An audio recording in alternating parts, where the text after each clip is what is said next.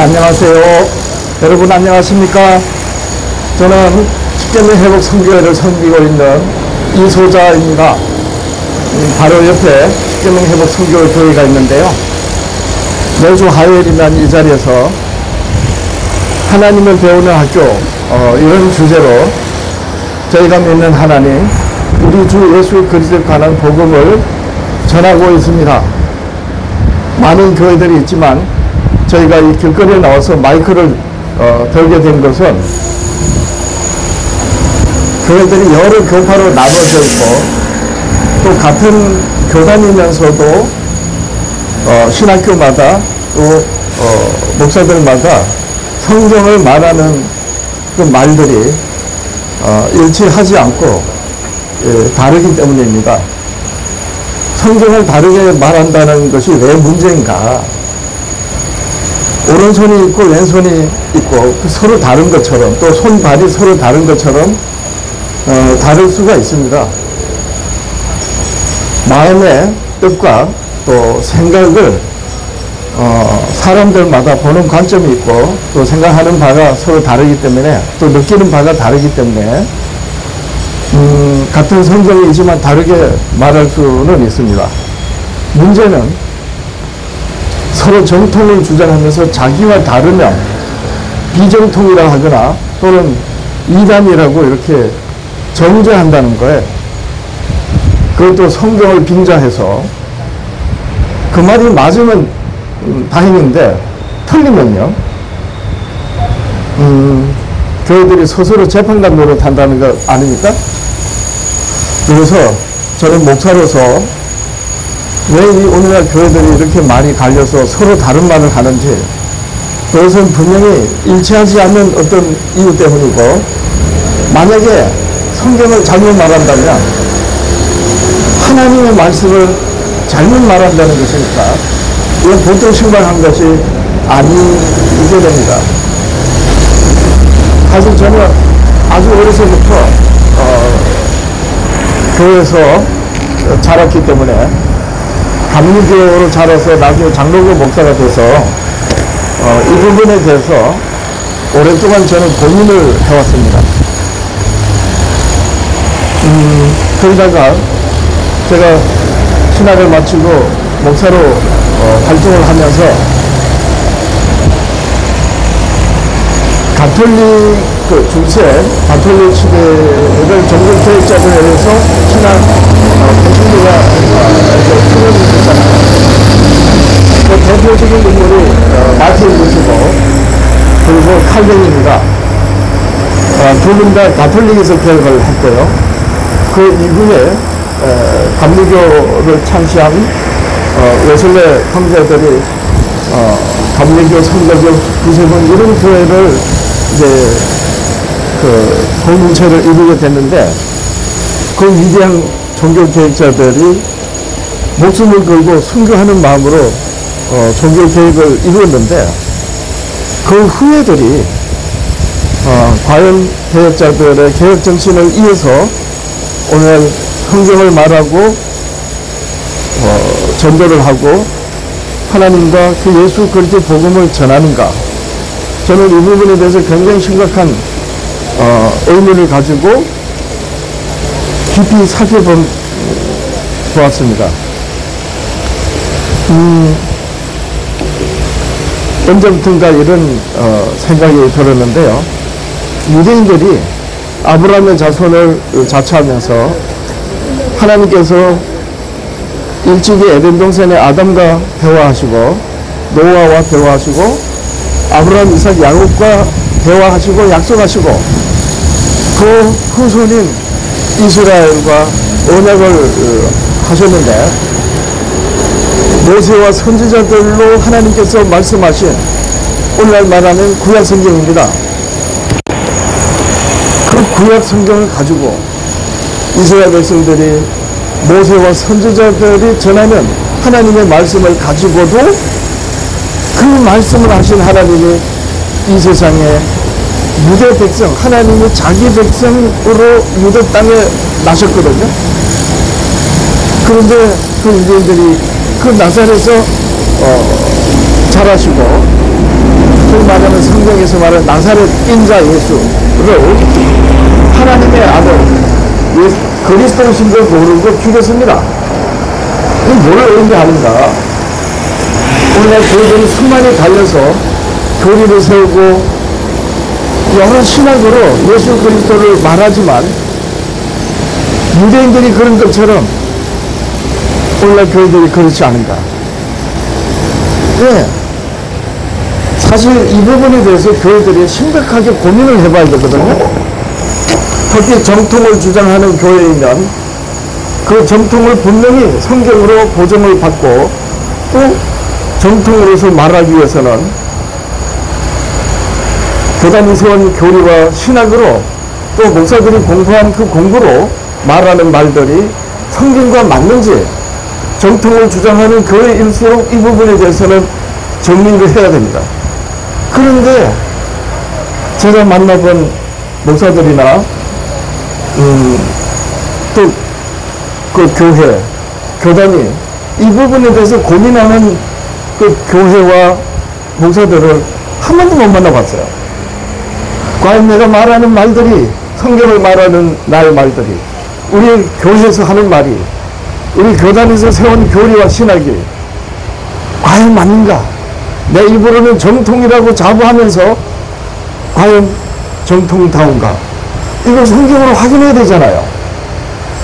유대인들이 그 예수 그리스도를 알지 못해서 죽인 그 역사적인 사실과 오늘날 교회들이 수많이 갈려서 서로 다른 말을 하는 이런 기독교 현실에서 스스로 정통이 맞고 성경과 맞는지 살펴봐야 되는 것은 지극히 당연하지 않습니까?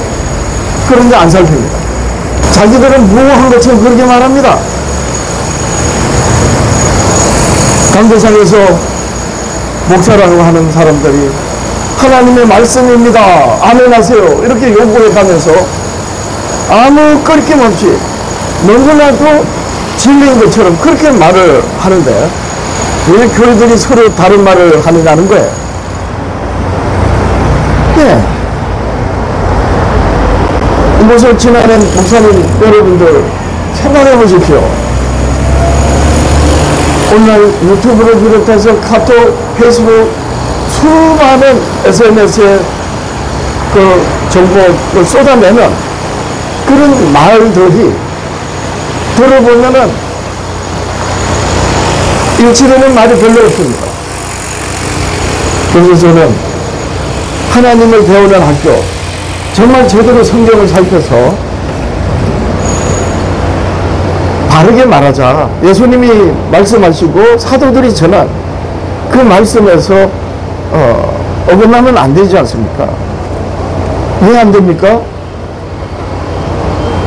우리 영혼 한 사람 한 사람의 영혼을 살리시기 위해서 하나님께서는 아들이신 그리스도를 하나님의 율법의 저주로 죽이시고 예수님은 아버지의 뜻을 쫓아서 십자가에서 희생되신 그 희생이 우리 각 사람의 영혼 한 사람 한 사람을 위해서입니다. 그런데 교회에서 성경에서 하나님의 말씀이라고 진리라고 그렇게 하는 강대상에서 하나님의 말씀을 전하는 설교를 하는 목사들과 신학교 교수들이 자기들이 말하는 말들이 성경과 일치하는지에 대해서는 전혀 의식을 하지 못하고 살피지 않습니다. 그래서 저는 언제부턴가 성경을 살펴보면서 오늘날 기독교의 문제가 어디에 있는지 저는 알게 되었습니다. 그것은 정통을 주장하는 교회들의 문제가 있는 것입니다. 사실 정통이면 정통다워야 되는데 만약에 정통이 아니면 기독교뿐만 아니고 온 사회가 장로교는 정통인 줄 알고 감리교는 정통인 줄 알고 있습니다. 만약에 아니면 이거만큼 심각한 게 어디 있습니까? 저는 그럽니다. 드러난 이단은 별로 문제될 것 없다. 하나님은 알파와 오메가라 하셨어요. 처음과 마지막이고 시작과 마침이라 그랬습니다. 그 의미는 뭐냐? 스스로 계시는 하나님이 온 우주 만물을 창조하시고 그런 가운데 죄된 이 세상을 구원하시는 그 일을 하시는데, 창조에서부터 세상을 구원하시는 일이 마쳐질 때까지 모든 일들이 처음과 끝, 마침, 시작과 끝, 그리고 알파와 오메가가 전부 하나님으로 시작해서 하나님으로 마친다 하는 거예요. 그런데 사람으로 마치는 경우에 그 사람과 그 집단이 이단인 것입니다. 사람이 하나님인 체하고 사람이 보혜사인 체하고 사람이 그리스도인 체하면, 적어도 우리나라만 해도 그런 집단들이 많습니다. 가톨릭이 그렇고 안상홍교가 그렇고 이만희 신천지교가 그렇고 정명석교가 그런 경우입니다. 시작과 끝이 사람으로 끝나는, 그것은 성경과 전혀 맞지 않다는 거예요. 이렇게 드러난 이단은 사실은 지극히 정상적인 사고를 가지고 논리적으로 성경을 살펴보면 쉽게 알 수 있습니다. 얼마든지 경계할 수 있습니다. 그런 사람이 하나님인 체하고 그리스도인 체하고 보혜사인 체하는 그런 집단에 빠져드는 사람들의 문제인 것이죠. 그런데 정통을 주장하면서 만약에 성경과 맞지 않다면 그것은 곧 참과 거짓이 분별이 안 된다는 것이고, 의와 불의가, 불법이 정의가 안 된다는 거예요. 누가 오는지 모르니까. 장로교가 감리교가 만약에 그렇다면, 그런데 장로교나 감리교에 전혀 이걸 의식하지 않습니다. 아무 끄럽기는 없습니다. 분명히 예수님께서는 천국 문 앞에 서서 자기도 안 들어가고 남도 못 들어가게 한다고 그렇게 분명히 말씀하셨고, 거짓 그리스도와 적 그리스도가 이미 사도 시대부터 일어났다고 말씀하시는데, 오늘날 교회들은 이상할이 많지 이 부분에 대해서 말을 하지 않습니다. 그래서 저는 총체적으로 기독교가 문제가 어디인 줄 알고 이렇게 나와서 장로교 목사이지만 장로교 교리를 버리고 장로교로 신학을 하고, 어려서는 감리교로 자랐지만 제가 전에 알고 배워왔고 들어왔던 모든 것들을 전부 성경을 바르게 이해하는데 방해가 되고, 나의 구주 예수 그리스도를 아는데 해가 되는 걸 알고 다 버려버렸습니다. 사도 바울이 그렇습니다.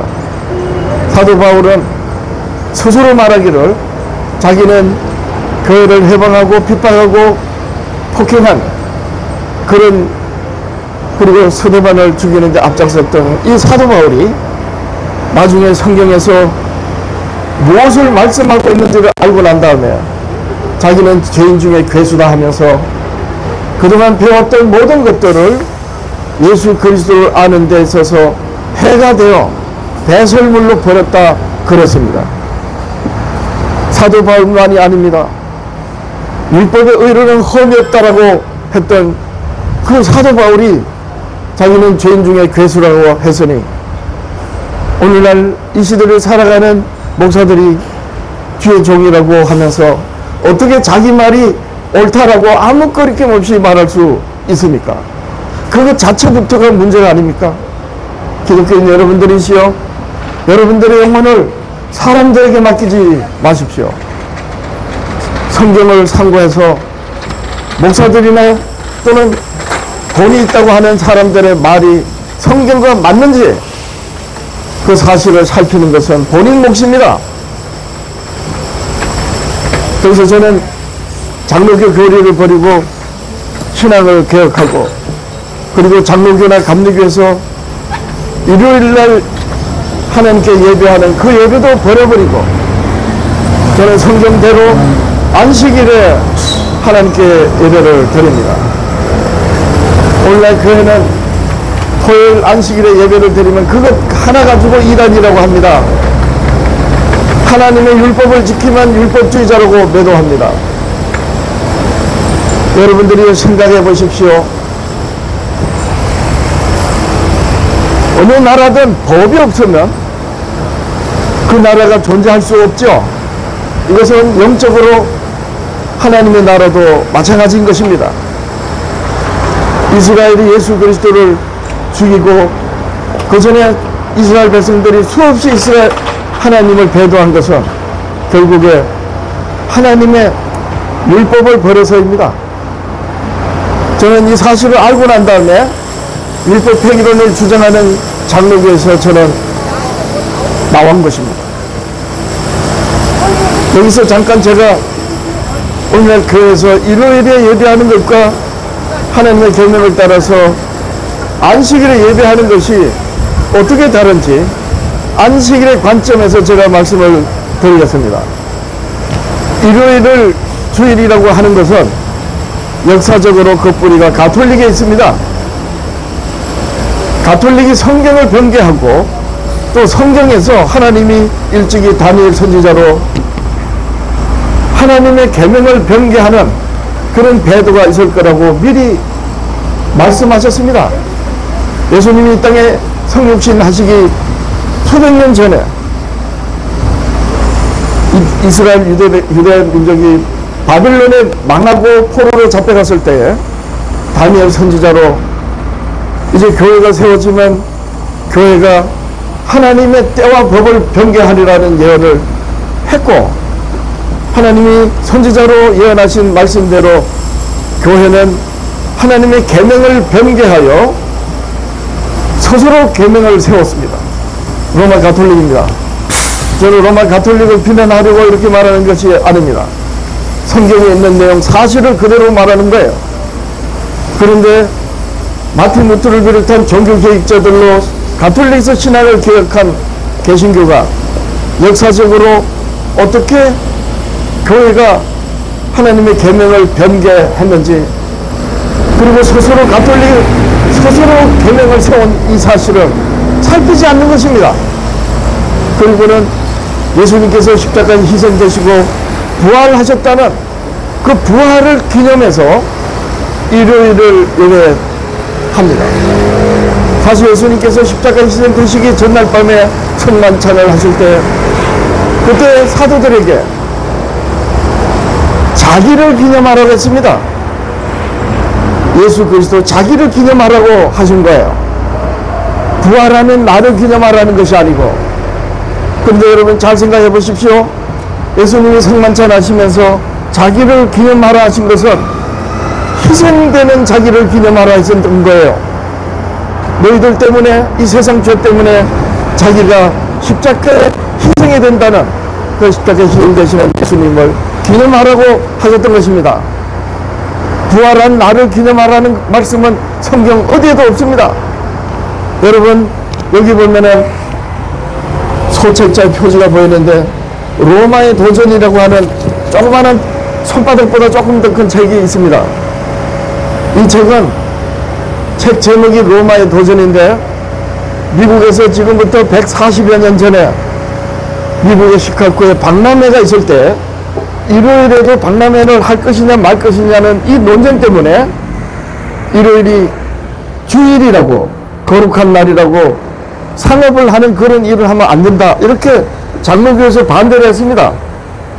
그때 안식일을 지키는 안식일 재림교에서 아니다, 하나님의 날 거룩한 주일을 말한다면 계명대로 토요일 안식일이다 라고 충돌이 됐습니다. 이때 가톨릭에서 가톨릭 신부가 미국의 가톨릭 기관지 미러지에다가 사실을 4번에 걸쳐서 사실을 냈습니다. 그 사설 4편을 수록해서 책자로 만든 책이 로마의 도전입니다. 이 책에 보면 로마 가톨릭 신부가 바로 안식일과 일요일 휴일에 대해서 주일에 대해서 가톨릭 신부가 밝힌 내용이 뭐냐, 결론적으로 말하면 일요일에 예배드리는 일요일 주일은 가톨릭이 세웠다라고 분명히 밝혔습니다. 그런데 개신교는 역사적으로 있었던 이 사실을 전혀 살피려고 하지 않습니다. 더욱이 대한민국은 지금부터 140여 년 전이면 장로교의 언더우드 목사님과 감리교의 아평자일러 목사님이 기독교를 가지고 막 우리나라에 전파하던 그 구한 말이었어요. 그런 때에 미국에서 세계 박람회가 있었을 때에 바로 일요일 주일론이 맞다 안 맞다를 가지고 논쟁을 하면서 가톨릭 신부가 밝힌 성경으로 가지고 온전히 밝힌 내용이 로마의 도전이라는 책입니다. 근데 저는 여기서 로마의 도전에 가톨릭 신부가 뭐라고 밝혔는지 그걸 말하는 게 아니에요. 여러분들이시여, 하나님께서 이스라엘과 언약을 하실 때 10계명을 주시고 언약의 계명으로 세우셨는데 네 번째 계명에 보면 안식일을 기억하여 거룩하게 지키라고 하셨습니다. 근데 왜 지키냐? 하나님이 창조하신 창조의 7째 날이 하나님께서 복되게 하셨다고 그랬어요. 저는 얼마 전 어느 때부터 하나님이 창조 7째 날을 복되게 하신 그 복이 뭔지 생각해 봤습니다. 도대체 그 날이 창조 7째 날이 하나님께서 복되게 하신 날이라고 하는데 그 복이 뭐냐? 기독교 여러분, 이 부분을 생각해 보셨나요? 왜 하나님이 창조 7째 날을 하나님의 안식일로 그 날을 복되게 하고 앞에 6날과 다르게 안식일을 기억하여 거룩하게 지키라 하시느냐? 복된 날이기 때문에요. 그 복이 뭐냐는 거예요. 이 부분을 알면 왜 하나님이 안식일을 지키라 하셨고 오늘날 교회들이 왜 안식일을 지켜야 되는지 이해가 됩니다. 가톨릭이 하는 계명을 변개해서 일요일을 가톨릭 계명으로 세웠다. 그래서 개신교는 이걸 알고 모르고 떠나서 일요일이 부활의 예수님이 부활의 날이니까 예수님의 부활을 기념해서 일요일을 주일로 지킨다.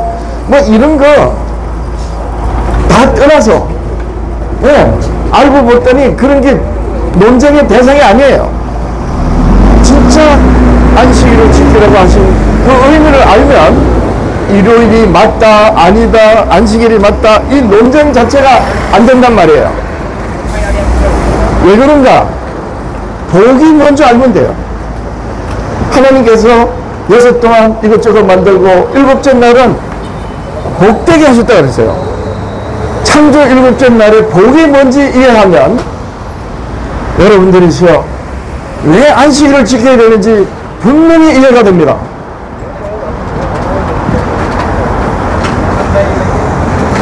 그날은 어떤 날인가? 여기 지금 공사하시는 분들이 있는데 여기서 이제 마이크를 놓으면서 이렇게 정리를 하겠습니다. 제가 나중에 이 부분에 자세하게 언젠가 여기에서 말할 기회가 있을 것 같은데요. 하나님이 창조 7째 날을 복되게 하신 그 복된 날을 그 복을 다르게 말하면 이런 겁니다. 하나님께서 여러 가지를 만드시고 맨 마지막에 사람을 창조하셨어요. 하나님 형상대로. 그런데 아담이 하나님의 형상대로 창조됐는데 혼자 있는 걸 좋지 않게 해주신 겁니다. 그래서 하나님께서 아담에게서 성경에는 갈빗대를 취해가지고 하와를 지었다 그랬거든요. 그래서 둘이 하나가 되게 한 몸이 되게 해서 하나님이 보시기에 힘이 좋았다고 그랬어요.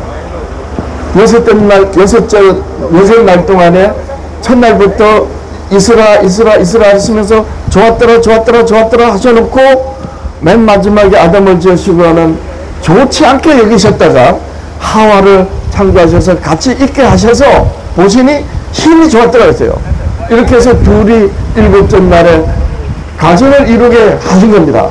그 모습을 보시고 하나님이 힘이 좋았더라 했었는데 여러분들이시여 하나님이 창조 7째 날에 모든 창조를 마치시고 보시기에 힘이 좋았다라는 것을 다르게 표현하면 어떤 의미인지 아세요?